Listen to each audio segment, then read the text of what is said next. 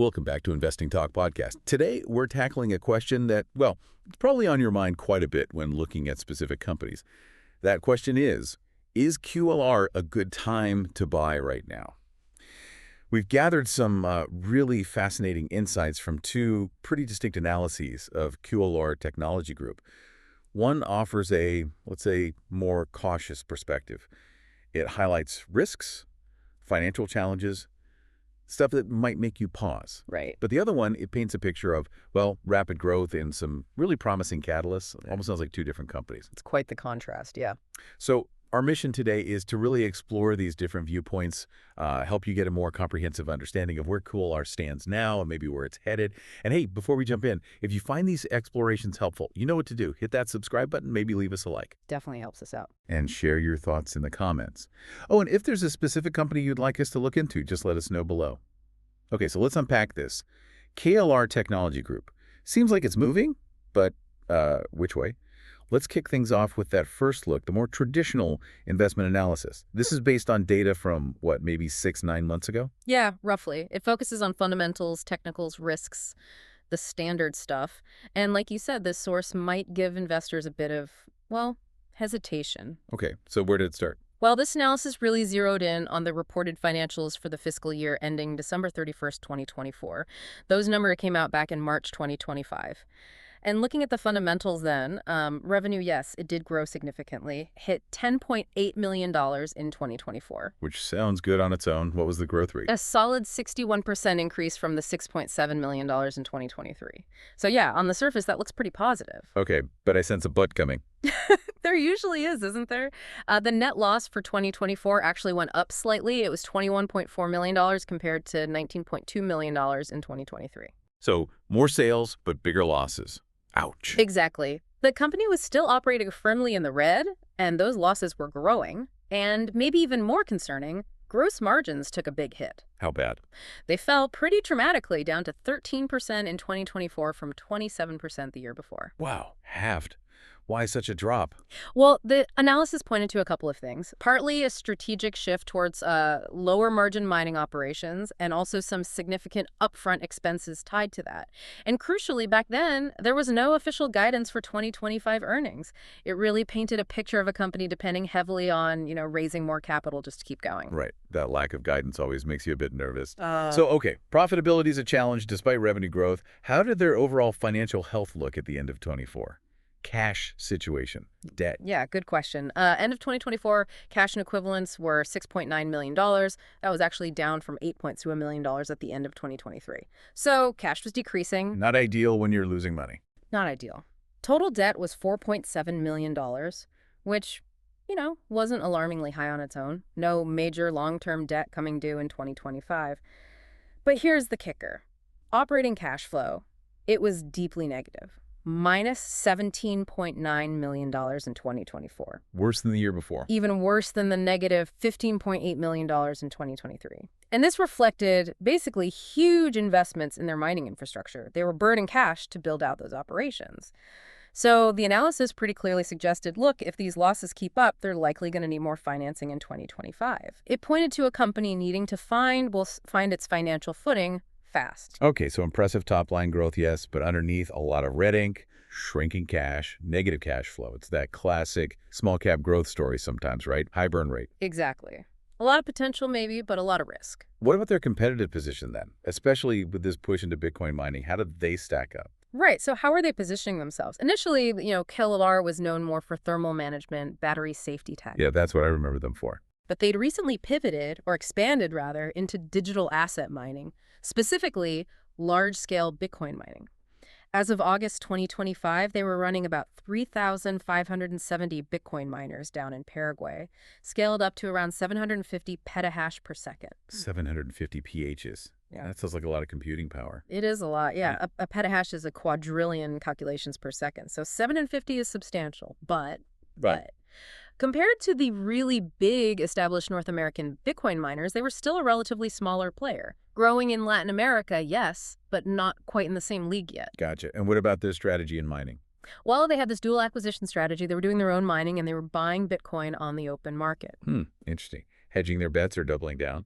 The analysis flagged it as, let's say, unconventional and definitely adding risk. It exposed them to both the operational challenges of mining and the volatility of the crypto market itself. And competition was fierce, not just in mining, where they faced huge public miners, but also in their original thermal management space.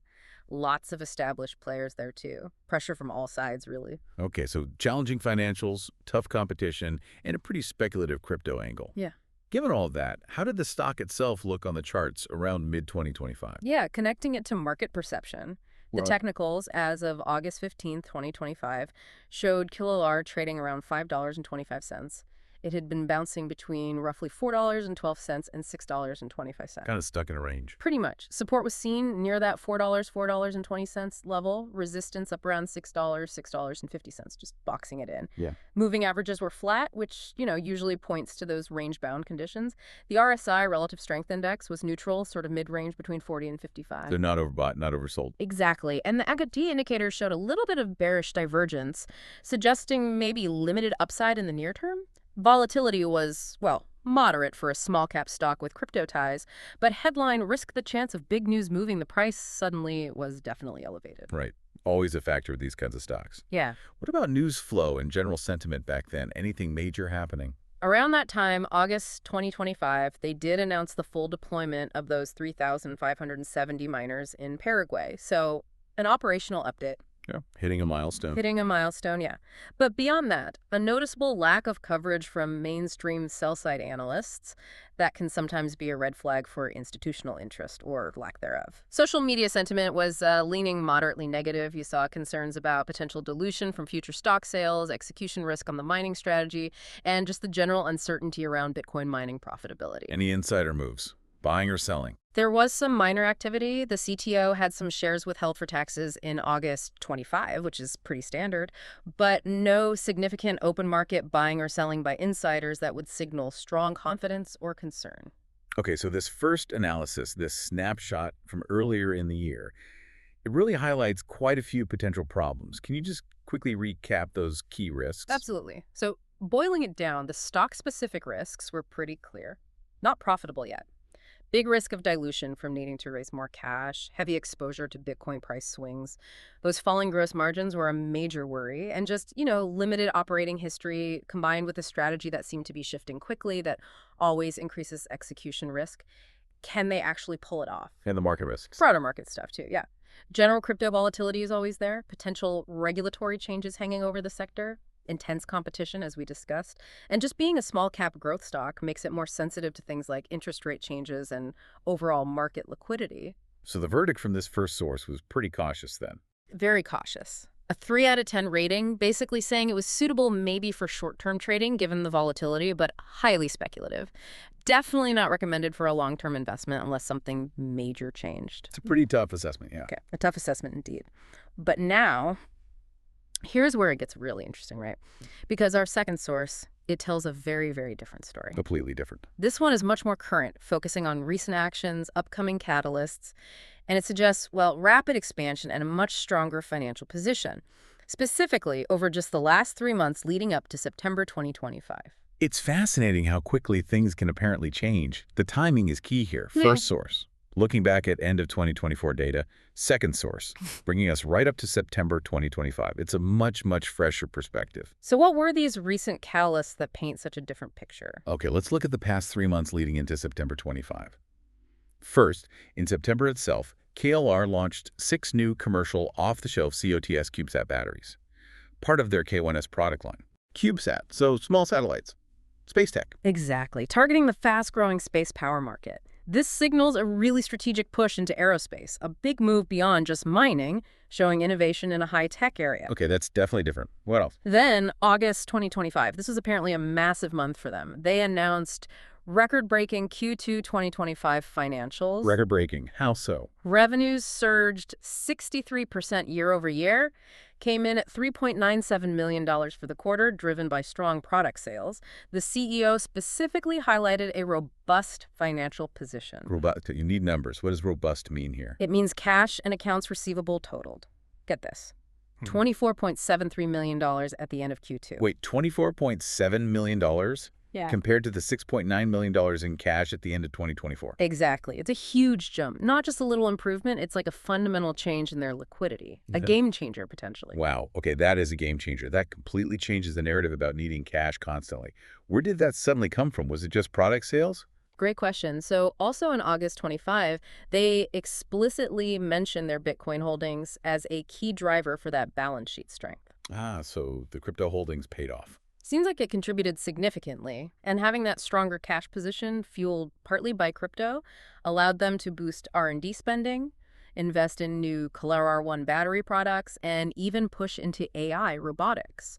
We also saw confirmation they were expanding into things like ballistic-proof battery development, specifically for defense customers. Ballistic-proof batteries. Yeah. Defense contracts. Okay, now we're talking different revenue streams entirely. Absolutely. So it's a mix. Product sales seem to be accelerating, and the value of their crypto holdings provided the dry powder for these strategic moves. And there was something else major around that time too, right? A stock split. Yeah, good memory. June 2025, a 1-for-8 reverse stock split took effect. Reverse split, sometimes seen negatively, but what was the goal here? It seemed purely strategic, aimed at boosting the share price per share, obviously, but the real goal was to meet thresholds for broader institutional investment and, crucially, eligibility for major index rebalancing, like getting into the Russell 3000 index. Ah, okay. To attract bigger investors and index funds. How did the market react? Reportedly, the reaction was positive. Moderate price appreciation followed, suggesting the market understood the strategy. They weren't just trying to artificially pump the price. There is a clear objective behind it. Okay, so a massive cash injection, strong product revenue growth, strategic diversification into space and defense, and a move to attract institutional investors. That is a dramatically different picture than just 6 months prior. Night and day, almost. So with this apparent momentum, what's coming up next? What catalysts are on the horizon, according to this second source? Right. The focus shifts to future potential. The company has several key catalysts expected in the next 3 months or so, post-September 2025. First up, September 15th, 2025.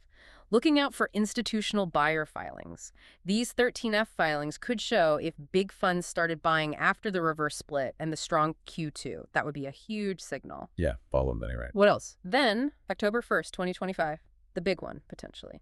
Anticipated ETF and Russell 3000 index rebalancing. Explain why that's so significant again. Well, if KULR gets included in an index like the Russell 3000, all the funds and ETFs that track that index have to buy the stock. It's mandated buying, regardless of their opinion. Creates automatic demand. Exactly. It can significantly boost liquidity, potentially drive the share price up, and attract even more institutional attention now that the stock price is higher and meets their minimum requirements.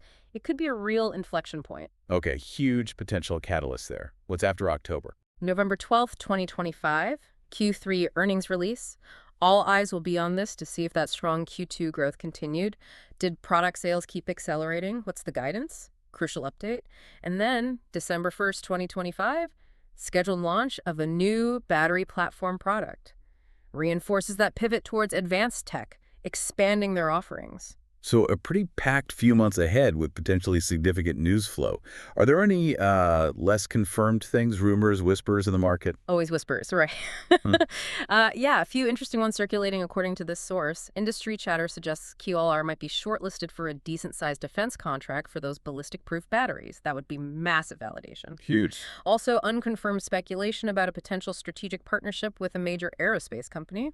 Makes sense following the CubeSat battery launch. Logical next step. And there are rumors that several larger funds are already quietly accumulating shares, basically front-running that expected index inclusion demand. Interesting. Trying to get in before the ETFs pile in. Exactly. And maybe the most forward-looking rumor. Some analysts think KULR might look to do a dedicated capital raise, maybe even spin off its AI robotics division as a separate entity to unlock its value. Wow, okay. A spin-off. That would be a major strategic move. Big time. So yeah, this second source paints a much, much more optimistic picture. Accelerating products, way better financials, smart strategic positioning. It's a total turnaround narrative. A stark contrast indeed. So, okay, what does this all mean for you, the listener, asking that original question? Is KULR a good time to buy now? We've got these two wildly different takes from essentially just 6 months apart. How do we reconcile this? How do you make sense of it? That's the million-dollar question, isn't it? What's fascinating is we're seeing a company seemingly transform itself and fast forward. The first analysis, looking back at late 2024, early 2025, it wasn't wrong. Based on the data then, it accurately flagged financial struggles, the speculative nature, the risks. Right, it reflected the reality at that point. Precisely. But the second analysis, with Q2 2025 results and the September updates, suggests a really significant rapid evolution since then. It's like, comparing caterpillar photos to butterfly photos. The underlying thing has changed. So how do we bridge that gap? What's the key change? I think the critical point is that cash and accounts receivable jump, going from $6.9 million to nearly $25 million between year-end 24 and Q2 25. That is the fundamental shift. It changes KLR from maybe a survival mode company worrying about its next funding round to one with actual resources. It gives them breathing room, dry powder to invest in these new strategies. It changes the entire risk equation for an investor. Okay, but is that cash sustainable? You mentioned Bitcoin holdings were a big part of it. Is that just swap funding risk for crypto volatility risk? Or is the product growth the real story now? That's an excellent, crucial question. The second source implies both helped strong product sales and Bitcoin. For long-term sustainability, you'd want to see that product revenue continue to accelerate, especially from these new, potentially higher margin aerospace and defense lines. If those segments really take off, then the reliance on Bitcoin for balance sheet strength decreases. That would make their financial health much more resilient, less tied to crypto swings. That's the key thing to watch, I think. And the strategic shift seems undeniable too. Absolutely. While mining was big before, the recent focus is clearly on space batteries, defense tech, even AI robotics. That diversification is vital. It could significantly lessen that heavy reliance on the volatile crypto market, which was, as the first analysis correctly pointed out, a major risk. Plus, the reverse split directly addressed that issue of attracting institutional money. Exactly. It was a deliberate move to tackle a specific problem highlighted earlier, limited institutional interest. It shows they're actively trying to change their investor base and perception. So it really feels like they're trying to rewrite their own story in real time. But for you, the listener, trying to evaluate this, how do you know if it's a brilliant pivot or just, throwing things at the wall, hoping something sticks? And that's the core dilemma for you, isn't it? How do you weigh this? On one side, you have the valid concerns from the first analysis, the past struggles, the risks related to volatility and execution. Those don't just vanish overnight. You have to keep those in mind. Can't ignore the history. Can't ignore the history. But on the other side, you have this very compelling recent data, strong revenue growth in products that vastly improve financial health, the strategic positioning in high-growth sectors, and these potentially huge upcoming catalysts like the index rebalancing. That momentum is undeniable, and the market seems to be noticing. So the good time to buy now question isn't a simple yes/no. Not at all.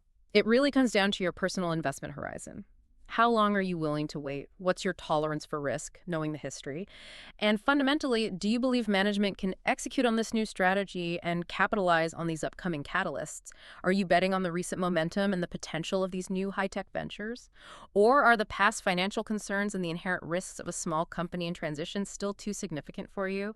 It's evolving so fast, you really need to weigh both sides carefully. Okay, so wrapping this up, KULR Technology Group.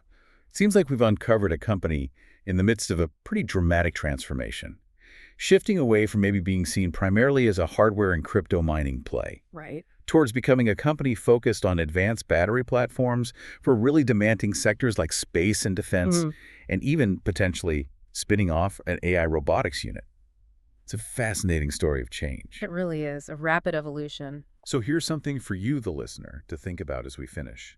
How might the market start to reevaluate KULR?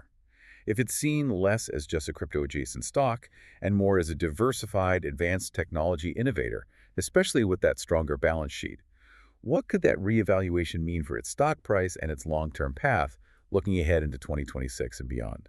Yeah, how does the market price that kind of potential shift in identity and fundamentals? Something to definitely mull over as you consider KULR's future prospects.